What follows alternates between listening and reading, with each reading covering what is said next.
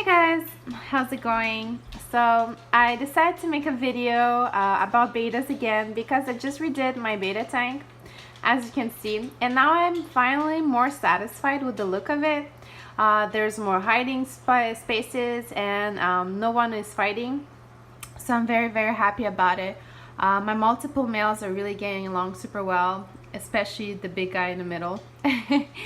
So what's this video gonna be about? I wanted to explore a little bit more what to feed your beta fish and what their diet should be like.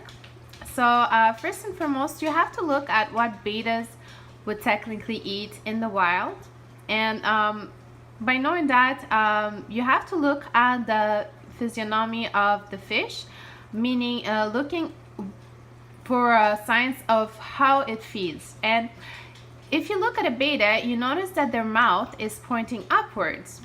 So what does that tell you? They are insectivores and mainly carnivores because they feed at the surface of fallen insects and little crustaceans found in the bodies of water, and random little insect larvae that hatches in the water. So all these little things is what betas eat in the wild. I don't believe that they eat any vegetable whatsoever except the vegetables that are in the stomach content of their prey. So yes, they do get some vegetable matter, but indirectly.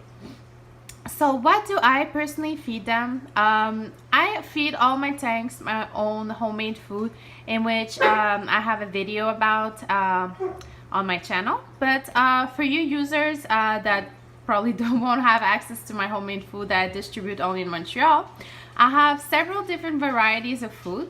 The first one I really like, and it's a new food on the market. It is called Bug Bites. So Bug Bites is this formula of fish food that's made primarily from bugs. And as you can see, bug larvae and salmon fish food. So it's made of really good ingredients. I wish I could find the actual ingredient. Well, you have to peel it off but to see, but yeah, it's mainly bugs. And I find that the size of the granules are just the right size for betas, so they really truly enjoy this formula. I hope you see well because the lighting sometimes is blue in here. So yeah, it says for medium to large fish, but these are really small. I'll try with one hand to show you what does it look like. So compared to the size of my thumb, it's about this big. So it's not super big, it's just good enough for them to see, oh, there's like potential for me to prey on these things. So another common thing I like to feed them are brine shrimp. Now for this many betas, which I have about maybe 10, I would feed like a cube, a half a cube. Well, I would normally feed half a cube of this stuff if I didn't have my big guy that eats half a cube to himself. So I feed them brine shrimp. It's very nutritious, not every day, but you know, I make a little variety. Also, I have ocean plankton. It's not so much from fresh water, but it's just as good for them, and they really truly enjoy it. Also, in the frozen section, I have mysis shrimp, and they really like it, especially the smaller betas enjoy mysis shrimp. So as long as you keep it frozen and sealed, it's always some good sources of food.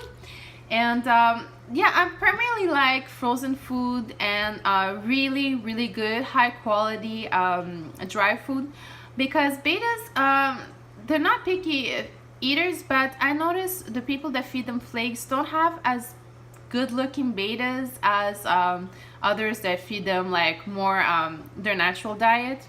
And plus they often waste the flake food, like if it's not like the right size or something, they just waste it and it just accumulates at the bottom of the tank.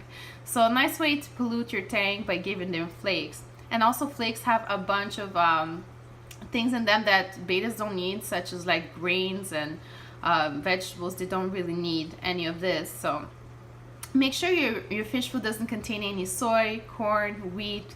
It's unnecessary ingredients. Even soy causes alimentary allergies in a lot of our pets, even us. So avoid that for your fish. And since we're looking at my tank, I'm just gonna zoom in I put my big guy back in the main tank because I'm waiting on a shipment of giant beta females, which I will get for him, because I decided not to breed him with just any of my females. I want to actually get him a giant female beta, just to make giant, real giant baby fry of this beta, and probably a different color from him. So I'll wait for the shipment to see what they're looking like, and then I'll update you with who's his girlfriend gonna be. So anyways guys, thank you so much for watching, and I'll see you in the next video. Bye bye.